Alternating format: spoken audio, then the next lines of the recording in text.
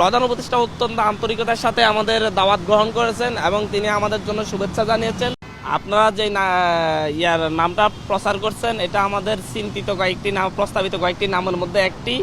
এটাই যে হচ্ছে এর কোনো নিশ্চয়তা নেই, এটা আগামীকালকে মঞ্চে ঘোষণার আগ মুহূর্ত পর্যন্ত কনফার্ম করা যাচ্ছে না। আর দ্বিতীয়ত হচ্ছে আমরা আসলে বাংলাদেশের সকল শ্রেণী পেশার মানুষ মোটামুটি সকলের উপস্থিতি চাচ্ছি। আমরা যেহেতু জুলাই গণ অভ্যুত্থান পরবর্তী জন আকাঙ্ক্ষাকে ধারণ করেই সেই জন আকাঙ্ক্ষার ভিত্তিতে আমরা একটি পলিটিক্যাল পার্টি করতে যাচ্ছি। সেই জায়গা থেকে আমরা শহীদ পরিবারকে দাওয়াত করছি কার্ড দিয়ে, আহতদেরকে আমরা দাওয়াত করছি, আমরা পাশাপাশি উপদেষ্টাদেরকে দাওয়াত করছি এবং আমরা সকল রাজনৈতিক দল যারা ফ্যাসিবাদ বিরোধী আন্দোলনে আমাদের সঙ্গী ছিল আমরা তাদের সকলকে দাওয়াত করছি, সুশীল সমাজকে দাওয়াত করছি, শিক্ষক সমাজকে দাওয়াত করছি এবং আমরা আমাদের বিদেশি বন্ধু যারা আছে কূটনীতিকদেরকেও আমরা দাওয়াত করছি। আমাদের এই দাওয়াতের প্রক্রিয়া আজকে দুপুরের পর থেকে আমরা শুরু করেছি এবং আপনারা জানেন যে মাত্র 3 দিনের প্রিপারেশনে আমরা কিন্তু এই দিকে আগাচ্ছি, আমরা একটা পার্টির দিকে যাচ্ছি।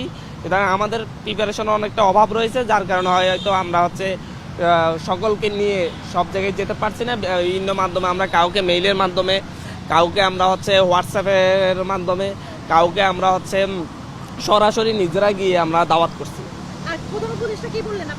প্রধান উপদেষ্টা অত্যন্ত আন্তরিকতার সাথে আমাদের দাওয়াত গ্রহণ করেছেন এবং তিনি আমাদের জন্য শুভেচ্ছা জানিয়েছেন।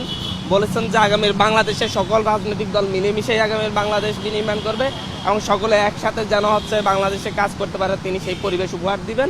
পাশাপাশি উনি আমার দাওয়াতটা আন্তরিকতার সাথে গ্রহণ করেছেন।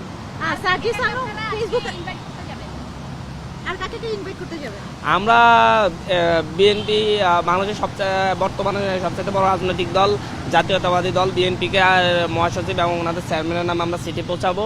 পাশাপাশি আমরা বাংলাদেশ জামাতে ইসলামী, ইসলামী আন্দোলন বাংলাদেশ, গণতন্ত্র মঞ্চ এদেরকে আমরা সরাসরি চিঠি পৌঁছানোর চেষ্টা করব। আপাতত এটাই। আর আমাদের বিভিন্ন টিম বিভিন্ন জায়গায় দাওয়াত নিয়ে কাজ করছে। তার ফেসবুক পেজে লিখেছেন জাতীয় নাগরিক পার্টি কনফার্ম। উনি কনফার্ম করেছেন। আমরা যতটুকু বলবো যে আমাদের এখানে কয়েকটা নাম প্রস্তাবিত এসেছে, তার মধ্যে একটি এটি অন্যতম একটি এটি। তো সেই জায়গা থেকে আমরা এখনো কনফার্মেশন দিতে পারছি না, যতক্ষণ না জাতির সামনে আমাদের আহ্বায়ক নিজের দলের নাম ঘোষণা করছে ততক্ষণ পর্যন্ত আমরা এটা বলতে পারছি না মিডিয়াতে।